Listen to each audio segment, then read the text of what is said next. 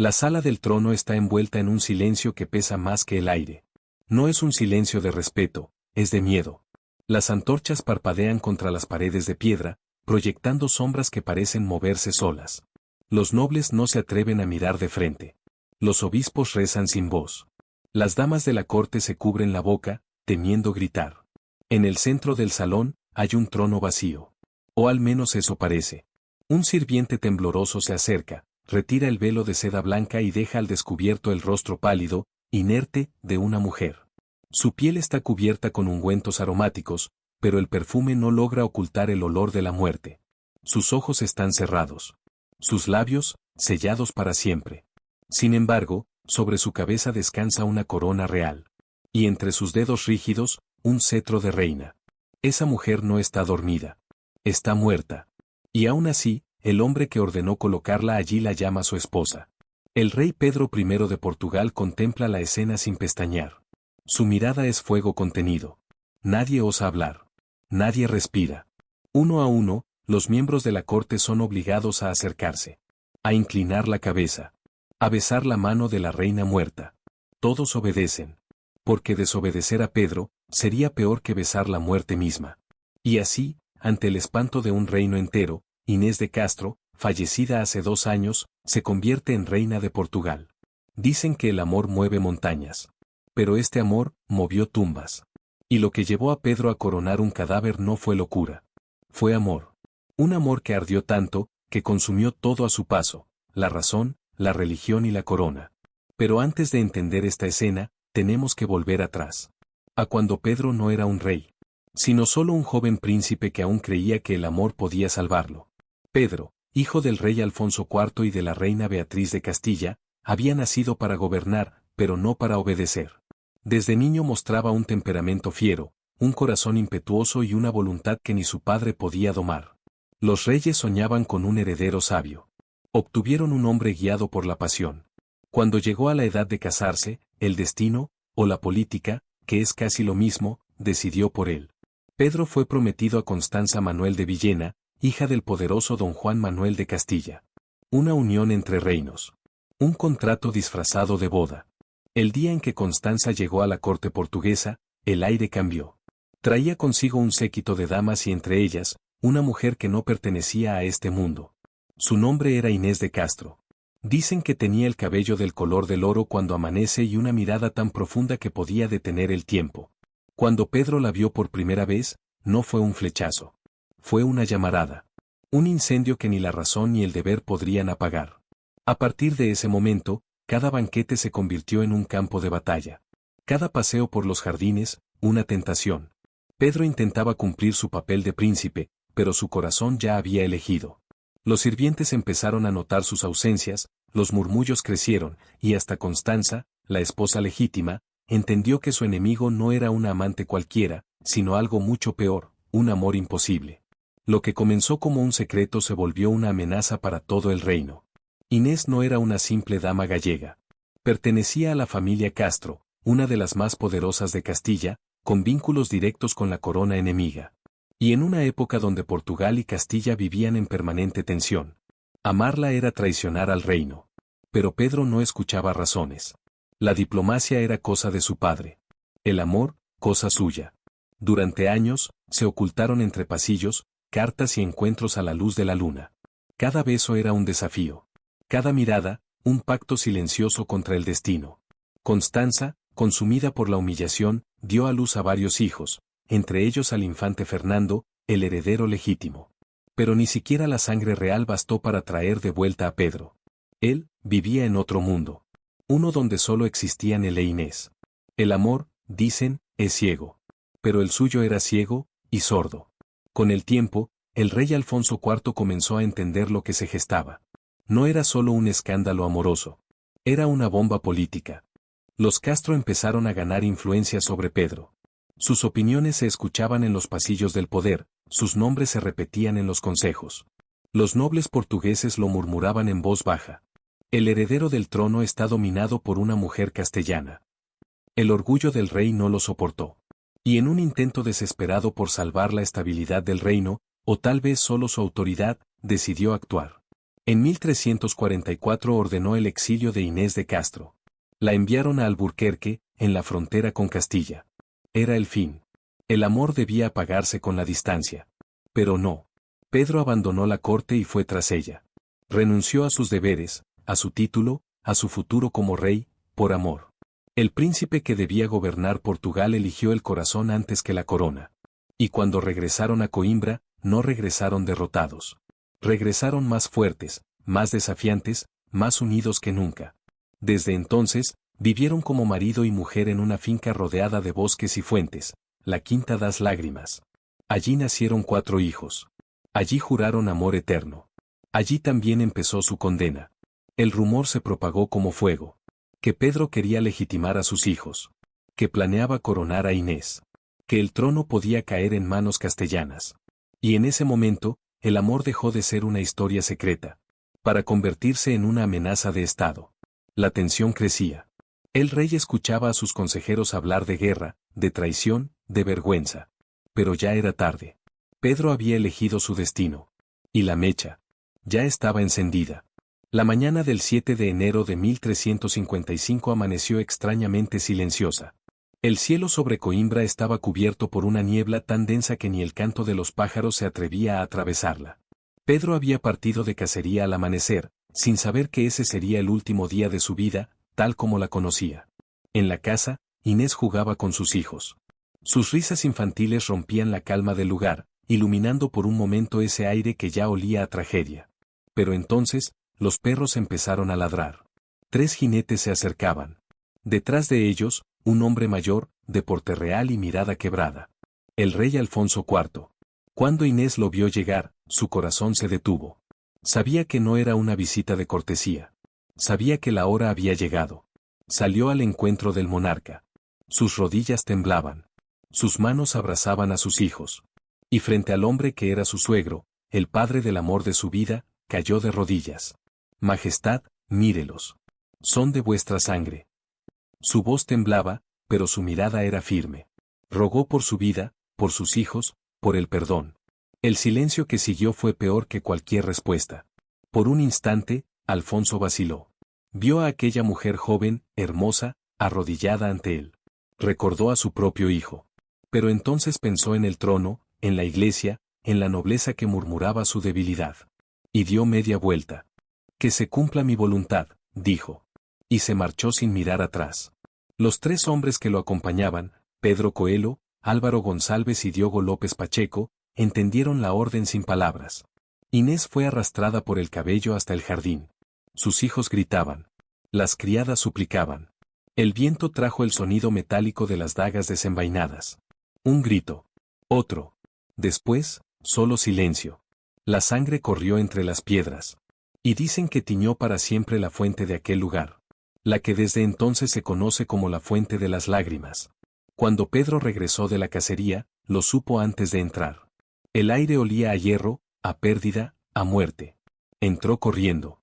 La encontró allí, inmóvil, aún con el vestido blanco que él tanto amaba. El suelo era un mapa de sangre. Sus hijos lloraban. Pedro cayó de rodillas. La levantó en brazos. Y se quedó así, 3 días y 3 noches. Sin comer, sin dormir, sin hablar. Solo respirando el silencio que había dejado el amor arrancado de su alma. En algún momento, entre lágrimas y rabia, juró en voz baja. Haré temblar la tierra hasta que se haga justicia. Ese fue el momento en que el príncipe murió. Y nació Pedro el justiciero. El reino no volvió a ser el mismo. La corte temblaba. El pueblo susurraba historias sobre el príncipe loco que hablaba con un cadáver.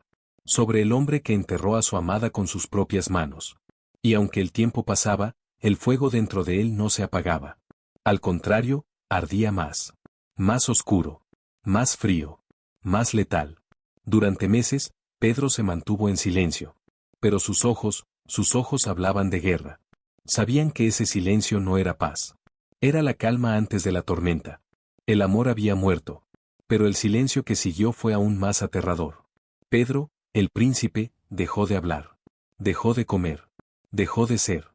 Durante meses se mantuvo en la sombra, observando, planeando.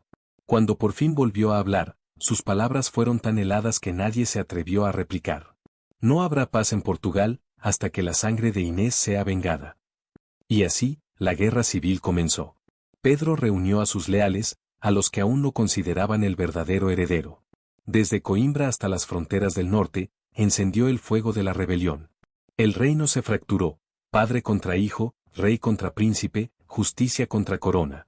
Los cronistas cuentan que Pedro luchaba en la primera línea, que su espada no conocía descanso, que su rabia lo hacía invencible. Los pueblos ardieron. Las aldeas fueron saqueadas. Los estandartes del rey Alfonso se desmoronaban ante el peso del hijo que había perdido el amor y la razón. Por meses, Portugal fue un campo de fuego. Padre e hijo se enfrentaban no solo por el poder, sino por algo más profundo, el alma de una mujer que ya no existía. Pero incluso las guerras más sangrientas se agotan. Fue la reina Beatriz, madre de Pedro, quien logró lo imposible. Con lágrimas en los ojos, intercedió entre ambos. Padre e hijo se encontraron frente a frente por última vez. Nadie sabe qué palabras se dijeron. Solo que Pedro salió de esa reunión con los ojos secos y la voz apagada. Y que el rey, pocos meses después, enfermó. El 28 de mayo de 1357, Alfonso IV murió. Los libros dicen que fue una muerte natural. Pero las leyendas dicen otra cosa. Cuentan que Pedro había esperado pacientemente, que durante años buscó el veneno perfecto, que lo sirvió en una copa de vino, durante una cena de reconciliación, y que cuando su padre brindó por la paz, Pedro sonrió por primera vez en años. Nadie lo comprobó jamás. Solo quedó el rumor. Y en la historia de los hombres, los rumores son semillas que florecen eternamente. Con la muerte de su padre, Pedro ascendió al trono.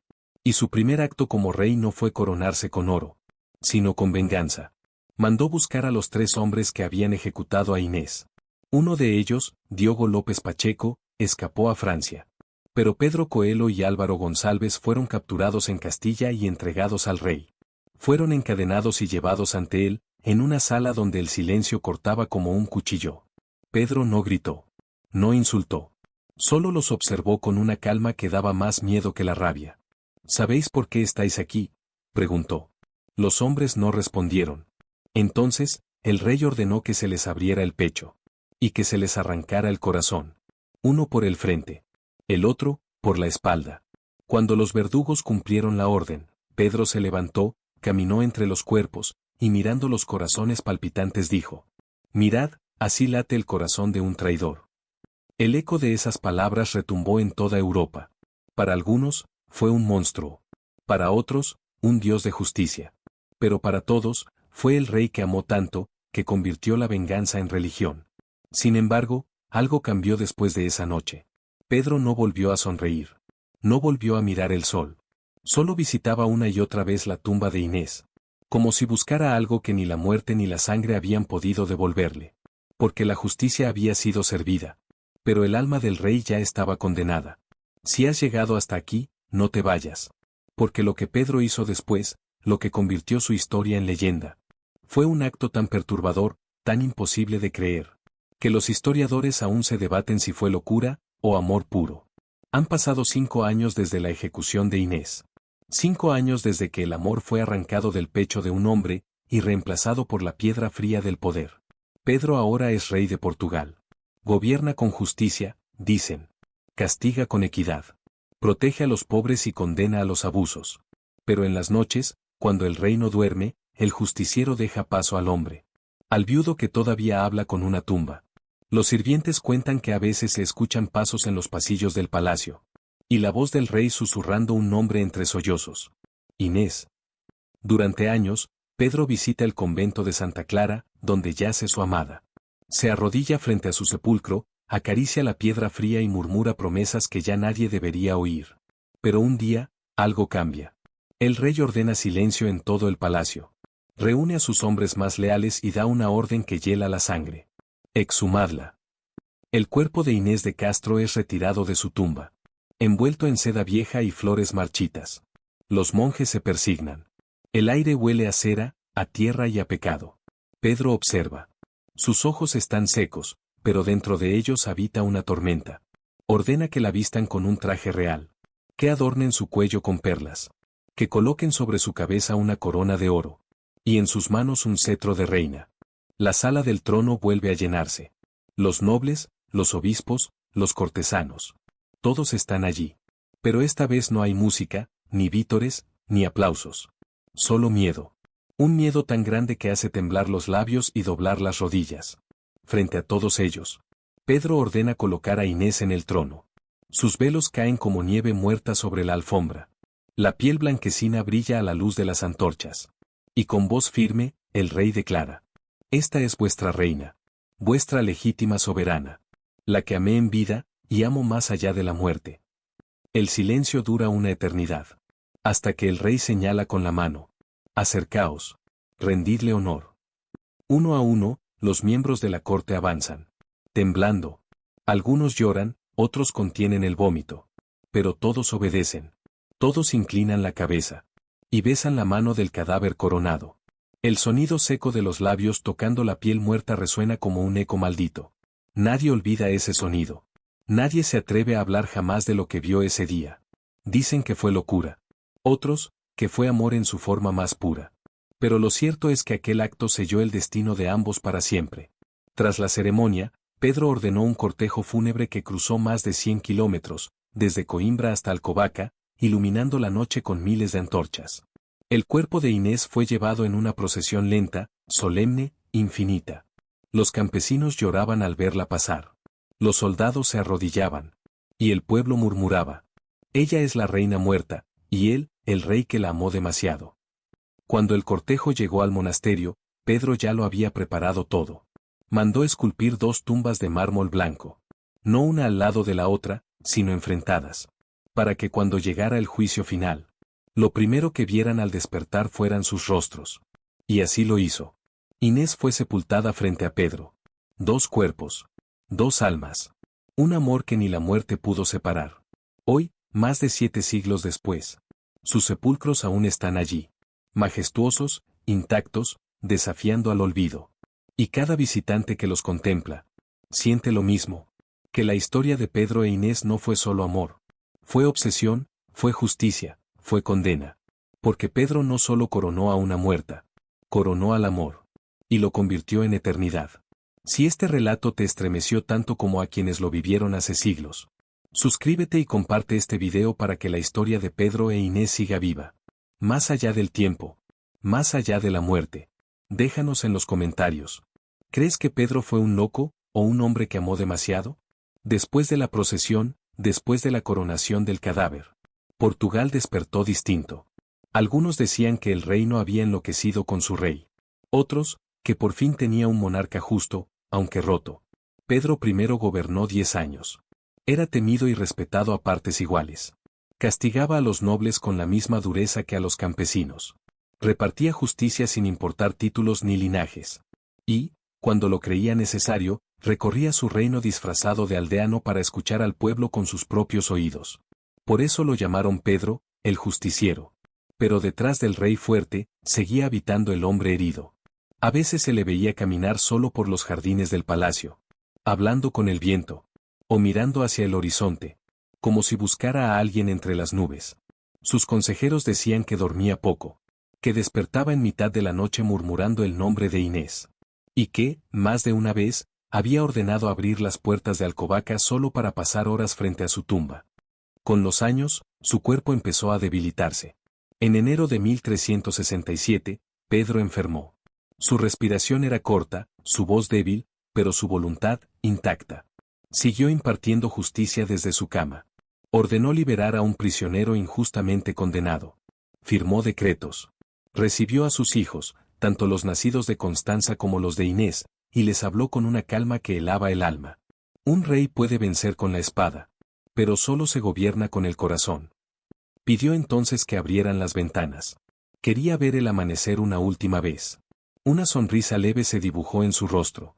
Y con un suspiro que fue mitad alivio, mitad despedida, Pedro I de Portugal cerró los ojos para siempre. Tenía 46 años. Su cuerpo fue vestido con una capa blanca, la misma que llevaba el día que conoció a Inés. Fue llevado en procesión hasta Alcobaça, donde lo esperaban las 2 tumbas enfrentadas. Y allí, frente a ella, fue sepultado, cumpliendo su última voluntad. Que cuando llegara el día del juicio final, al abrir los sepulcros, Lo primero que vieran fueran sus ojos encontrándose de nuevo. Hoy, más de 7 siglos después, sus tumbas siguen allí, blancas, majestuosas, casi luminosas bajo el polvo del tiempo. Y quienes las visitan dicen que, si guardas silencio, puedes sentir algo en el aire. No es viento. No es historia. Es un eco. El eco de un amor que ni la muerte logró enterrar. Pedro I no fue un héroe. Tampoco un villano. Fue un hombre. Un hombre que amó más allá de lo que debía.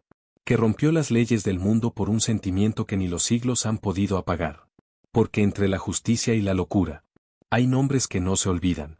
Y uno de ellos, es Pedro I de Portugal. Si esta historia te estremeció, suscríbete para descubrir más relatos donde el poder, el amor y la muerte se entrelazan hasta borrar la frontera entre la razón y la locura. Déjanos tu opinión en los comentarios. ¿Pedro fue un rey justo, o un hombre dominado por un amor imposible? Y si crees que hay amores que merecen cruzar la eternidad, comparte este video. Porque mientras alguien lo escuche, Inés y Pedro seguirán vivos.